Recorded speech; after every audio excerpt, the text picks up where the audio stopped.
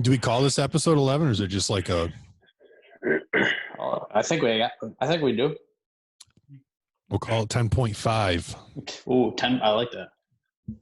So, I know we're supposed to talk about the draft, but please tell me you guys watched that documentary last night. Why do you think I'm wearing this sexy jersey? Well, you have mental issues that would also indicate you would wear that as well. Hey, no, come on. What did you guys think of the documentary? I loved it. Dude, it was. I think I texted you guys. Maybe not. If I could have watched all 10, I would have watched it. It was it was highly enjoyable. Yeah, I loved it. I wish they'd do more stuff like that with other athletes, other great athletes. Yeah, like Tiger. Yeah, Tiger, Wayne Gretzky, some of the greats really get into their mind. Yeah, I absolutely loved it. I heard they filmed this for like a really long time, and luckily the guy who had been filming it the whole time, he filmed it in a film spec that was able to transform into high def, and that's why they've been doing this. Dude, it took me back to my childhood last night, and people forget how good he was. Yeah. Oh, yeah.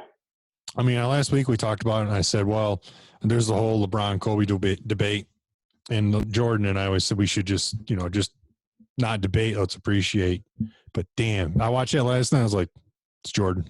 Jordan's the greatest. Like, I don't even want to hear it anymore. Don't even. There's no argument there. So, yeah, if I had to pick, Jordan would be number one on my list. Yeah, we're not sponsored by Bud Light, so I'm gonna put these away. Got a few of them. Old 12 back there. Yeah. 4, don't judge me. So sorry I was running behind tonight. I was trying to finish my cornhole boards. Oh boy. Do you get them finished? No, they'll be done tomorrow. I could probably do it later tonight if I want to, but I'll just do it tomorrow. Just got to pop the legs on and they'll be good to go. So sounds good. So before we get right into the draft, I did some research today about. I saw a quick blip headline that Tua got a 13 on the Wonderlic test. And then they said, it was a false reporting. He did get a 13, but he was still at Alabama when he did that. It was like the first time he ever took it. And then he took it again, I think at the combine, and got a 19. So the Wonderlic test, from what it's a contemporary cognitive ability test. It doesn't actually measure your intelligence. Basically more so to measure your problem solving skills. It's a 12-minute test, multiple choice. Have you guys ever looked at this test? Yeah. No. I took one today.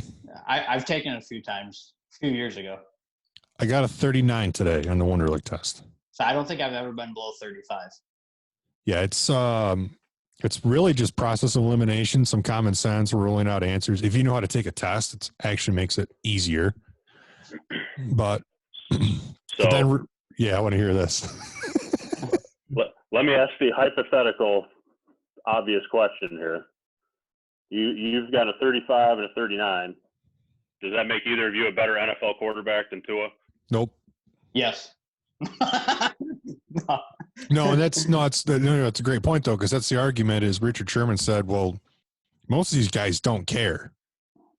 They literally don't care. This test does not prove that you're a better football player because you score better on this test. There's been guys. There's a small correlation of guys who've had. There's some guys who've had really good careers and they scored really well on the test. There's some guys who probably scored mediocre and had whatever. But that's just. Yeah. I could see where these guys were like, "Why am I taking this?" and just wing through it. Right. So I was just. Yeah, I've never. I was just looking. I remember when Winston came out, everybody gave him a hard time of his Wonderlic score. And I couldn't remember. He actually scored 27, so it wasn't like. Oh really? Terrible, but I just remember everybody giving him a hard time. So what's a perfect score? What's the 50. threshold for, hey, you're good or you're an idiot? 50 is a perfect score. You got 12 minutes, you got 50 questions. If you Google it, there's a practice test out there. Even if you don't take it, you can look at all the questions. Okay. I was watching Pat McAfee today, and he's like, I got a 37. Yeah. And he said, I'm not kidding you. One of the questions, he goes, I'll never forget it because I had a roommate that was redheaded. He said one of the questions was, most redheads like ice cream, or all redheads like ice cream. Johnny likes ice cream. Does that mean all redheads like ice cream? Or something like that. And he was like, I had a roommate who's redhead and be like, hey, man, do you like ice cream? So he said it just, and he got a 37, and he said he didn't actually finish the test. He only got through like 39 questions. Yeah. Yeah, 12, Now, 12 minutes if is somebody takes the test and spells their name wrong, then there's concerns. Yeah. But and maybe if you have the first overall pick and there's two real elite, legitimate number one selections, and one of them's got a real good test score and the other's got a real horrible, then maybe you use that to factor in. But overall, I don't buy into stuff like this. I don't either. And McAfee made another good point. He said you got some owners that actually they look at that test and they don't want. There's guys out there they don't want to score good on the test, because he said really smart people might overthink it. Like when they're doing the test, they might overanalyze it. And he goes, and sometimes when you're on the field, you don't want a guy doing that. You want a guy to like bum rush the middle and plug up three blockers. You don't want him to overthink it and just do it. Right. So, I don't think there's a direct correlation in my opinion. And I think honestly, it's probably just a waste of time. It should become topic. I did write down some scores. Pat McNally got a 50. Ben Watson got a 48. Ryan Fitzpatrick got a 48. And Gardner Minshew got a 42. And then the lowest is Morris Claiborne got a 4. Frank Gore got a 6. And Vince Young got a 6. Now, Frank Gore got a 6, and he's third all time on the rushing list. So there you go. Yeah. So I've got some average scores by position here. Yeah, I saw that today too. Yeah. Smartest guys were linemen. Quarterback's 24. Yeah. I mean, a wide receiver 17. The lowest is a halfback, average of 16. They don't need to know anything. Run through that hole. Yeah, they got to know what hole it is. Yeah, left or right and run through it. So. Yeah, I personally put no stock into that. But. Yeah, I don't either. I don't know why they do it, other than it becomes a topic every year. The other thing that was brought up today was the whole Tua score. Like, what's the lot? Why release that? I mean, was that slyly released by a team that was hoping that other teams would see it and be like, we don't, that they take stock in it. They don't take the guy and hope that he falls later in the round and they get him. Like, they don't know. But like, what's the purpose of releasing that score? Right. Or leaking it? It's a good question. I mean, if those guys are putting stock into it, Herbert scored 39. Who? Justin Herbert. Yeah. I don't know. Anyway, into the draft. I'm pumped for Thursday night. I've been putting some time into this, probably more than I thought I was going to, but I don't want to look like a complete idiot. So I've got the spreadsheet I sent you guys. I've got the stream set up. I've got poster board over here. So we have one. This is the offense and defensive rank for all the teams in 2019. Just for talking points and reference, obviously. Hold on.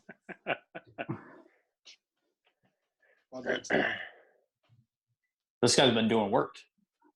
We got all the team needs that I got. The Adam questions, like I put the damn list together and I just literally got it for reference and talking points. If you disagree with it, you could say you disagree with it. It's not my damn list.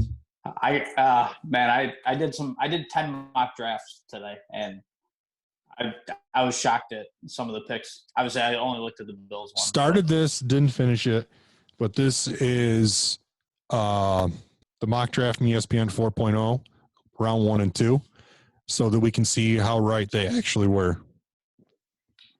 So I like that. Yeah. I'm out of poster board. If there's anything else you want to put on a poster board, I can do it, but I'm out. Sounds good. Start writing on that wall behind you. I'm probably just going to hang him on the wall, but so I know none of us watch a lot of college football. Well, I know Russ and I don't watch a lot of college football. So I feel like next year I should, if we're going to continue to do this and try to educate myself. That's kind of why I did that spreadsheet and went through all those guys. So what do you guys think? What do you guys give me some thoughts like of what you think might happen with teams? I'll throw one out there that's like a floater for all you guys to snag. Is Joe Burrow going number 1? I don't know. Yes. Yes. 100% yes. I mean, if the top 2 aren't Burrow and Chase Young, then I don't know. Cincinnati's going to take Burrow. Unless Washington's got to take Chase Young. He's a once-in-a-lifetime defensive end coming in. But unless obviously they can make a trade, but I don't see any reason to do that. They've got to do something, and he's a guy that kind of really helped that defensive line. I think Chase Young is the best player in the draft. I would agree. I think overall football, he's the best player in the draft, but Cincinnati needs a quarterback more than they need Chase Young. Correct. Actually, you know what? I'm going to disagree with that. I don't think they need a quarterback. I think they need to put people around Andy Dalton. That's what I think. Yeah, I think they could grab a quarterback later on if they really needed to. But, yeah, they don't have anybody else around him to help. I don't think Andy Dalton's a bad quarterback. Andy Dalton, he was benched last year.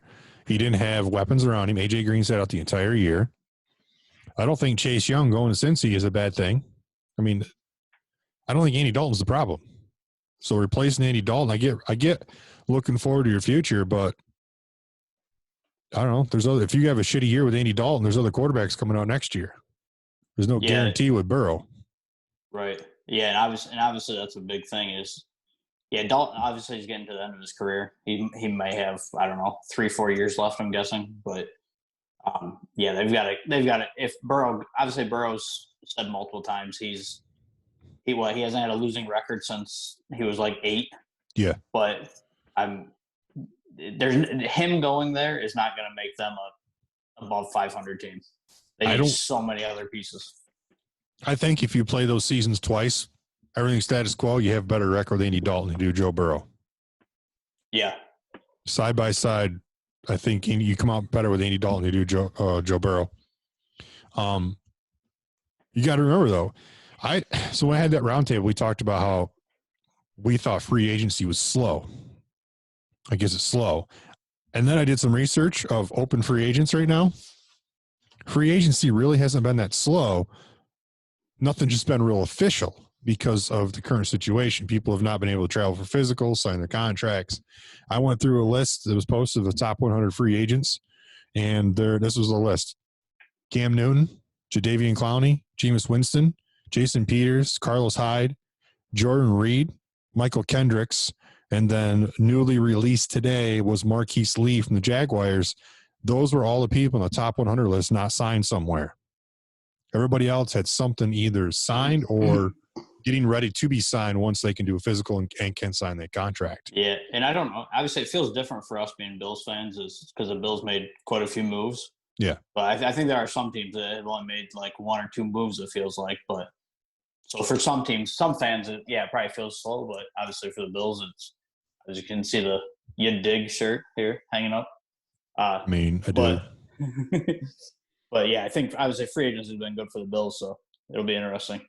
And I saw what Brandon Beane said. The reason they made the move was they felt like Stefon Diggs was better than anybody they were going to pick 22nd. I would agree 100%. I do too. So I think it was a good move for Buffalo. So yeah. A couple other rumors I heard. And since you're a Giants fan or used to be Russ. Yeah. Rumor I heard this week used to be. Those wheels fell off the bandwagon. The Giants said they're willing to trade their pick, and so are the Lions are willing to trade their pick. Yeah. Do you think that's smart? Yeah. I mean, all depends on what somebody's willing to offer. Let's say so if we want to get into preview mode here, so my opinion, Tua is going 5 to Miami. I agree with that. Let's say the Patriots want Tua, and they offer Detroit or New York something they can't refuse.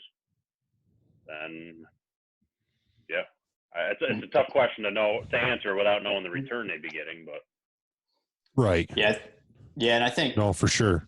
With Detroit obviously, well, I'm guessing Detroit will draft a quarterback sometime in the draft because Stafford's getting near the end. So I'm guessing they will draft quarterback, but obviously there's no need for them to draft a guy that can start this year. But you're saying at some point. Correct. At some point or at third overall? No, at some point the Lions will take a quarterback. No, okay. I think if they don't trade that pick, I think they take Okudah. He's best defensive back probably on the board.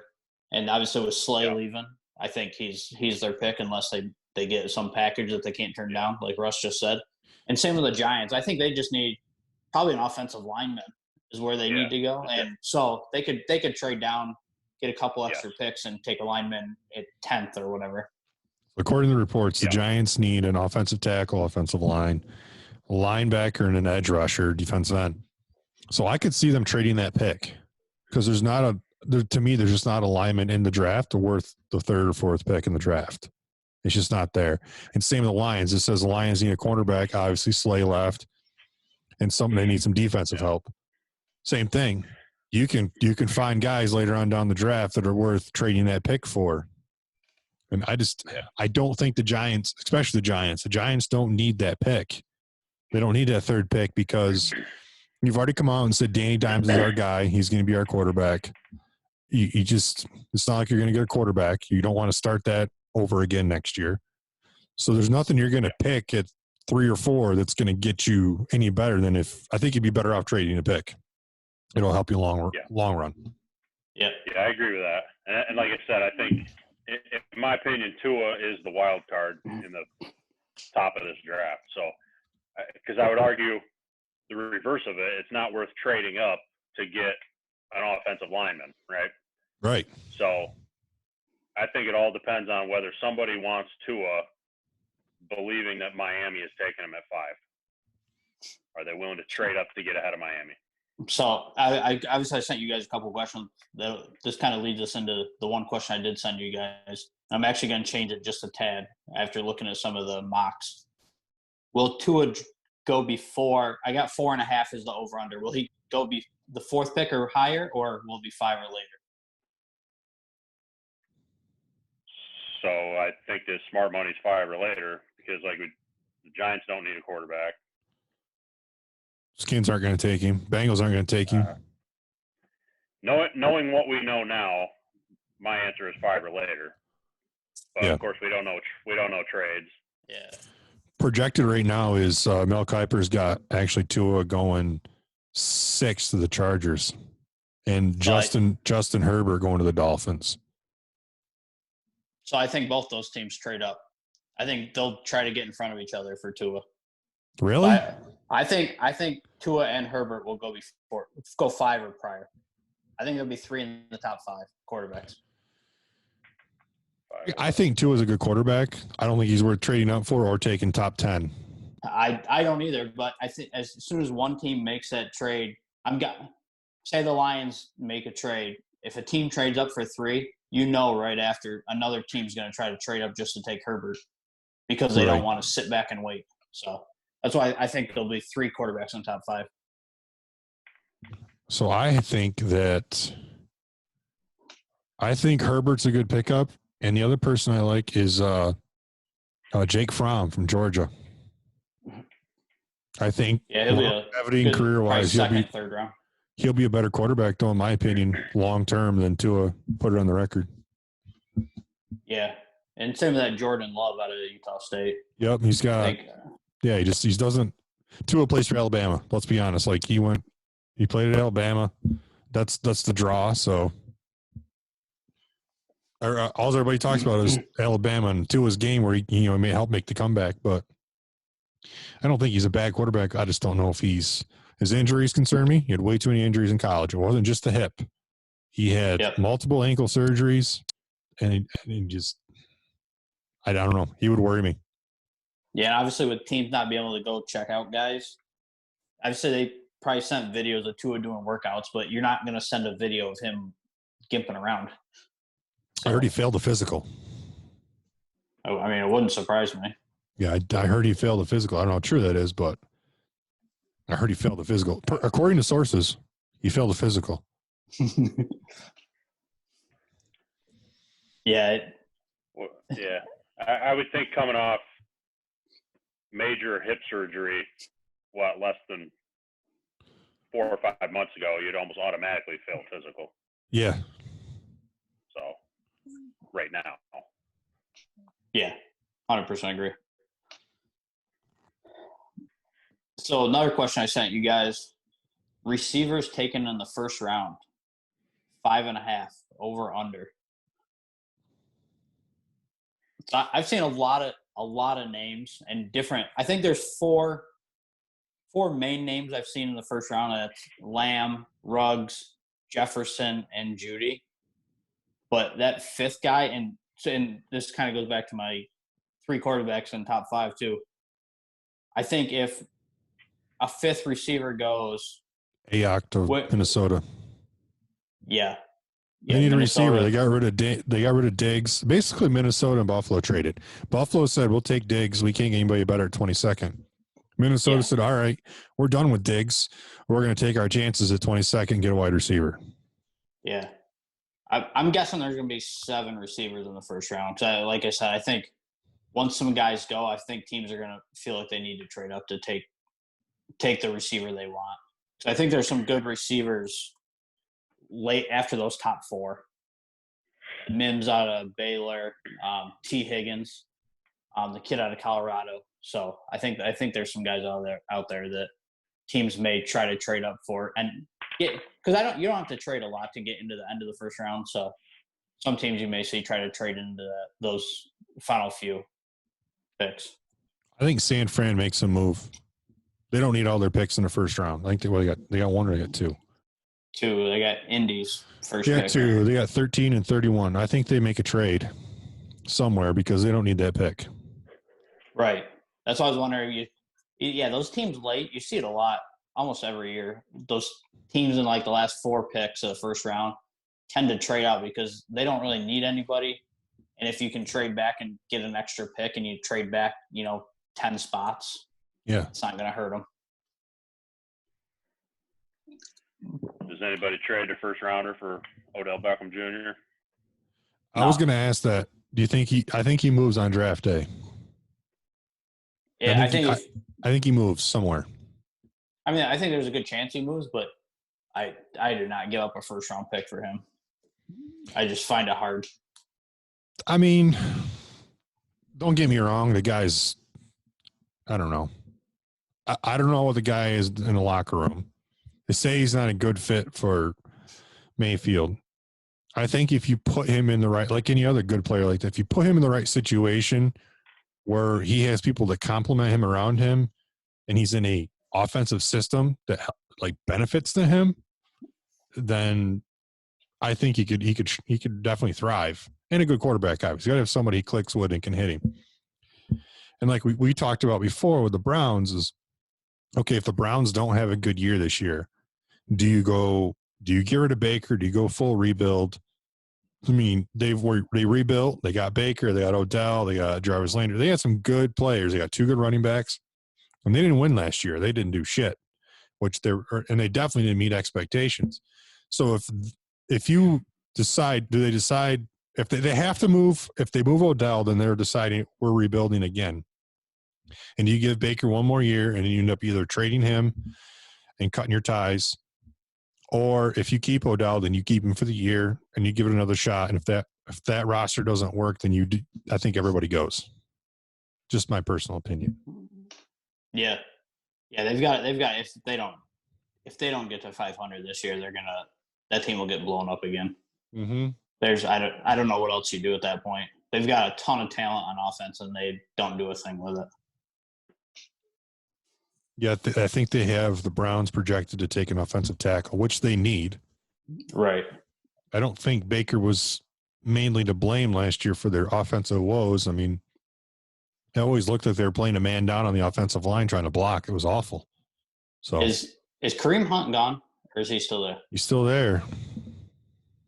He's still on the depth chart. So you got 2 solid running backs. They got 2 good receivers and a quarterback who has always proven himself at every level thus far.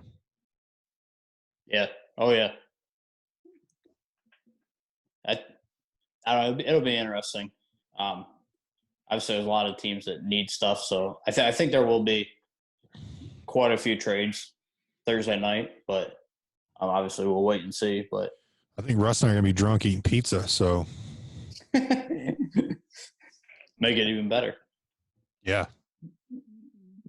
See, I think there's going to be trading. I'm kind of shocked more wide receivers aren't projected to go earlier. Like the Judy kid. I'm surprised the Jefferson kid he's projected right now to go 15th to Denver. I thought he was a good receiver. Yeah. Through my thorough research, the weakest part of the draft is tight ends. Yeah. They don't have a 100%. tight end projected to go until like mid-second round. And it's the kid from Notre Dame. I can't remember his name, but Cole Kmet. Yes. So, I mean, when they got him going, I want to say they got him going late too. Yeah. They aren't projecting any in the first round. They got him 11 to the Bears in the second round. Projected. Yeah, it's probably the weakest the tight end position's been in a while. Usually there's like 4 or 5 big names out there, but there aren't many this year. Well, there's one, and he got hurt at the combine. It was Randy Moss's kid. Right, yeah. He broke his foot at the combine, so he had surgery. I think he could be, if you go based off his dad and his just pure athletic talent, he didn't put up huge numbers at LSU. He looked really good in the national championship game. I think physically, and if he's coachable, he could be one hell of a player in the NFL because he's got his dad, who was a Hall of Famer, who could coach him along the way of like how to do things. Or maybe don't do some of the things I did, son, like, pay straight cash, homie. Those kind of things. I think he could be really good, and I think he could be a sleeper for somebody. If someone picks him up, they might have a diamond in the rough. And to pat myself on the head, I remember a long time ago, my first experience with fantasy football was drafting a team of my brother-in-law, Randy Moss's rookie year. And Randy Moss slipped late into the first round of the draft because of the whole pot situation. There was something he got caught with pot in college or something like that. So, of course, they looked at it as an ethical thing and it's a character flaw, and they didn't draft him. I remember telling my brother-in-law, I'm like, you got to draft this guy. He's really good. He's like, he went to Marshall. I'm like, no, this guy's really good. And then he ended up winning his fantasy league because he had Randy Moss. So I still haven't got a thank you for that, by the way. Yeah, I'm curious. And so obviously we talked about the Giants earlier. Obviously they need offensive linemen, but I feel like it's going to be hard to pass up Isaiah Simmons, the linebacker from Clemson, if he's there.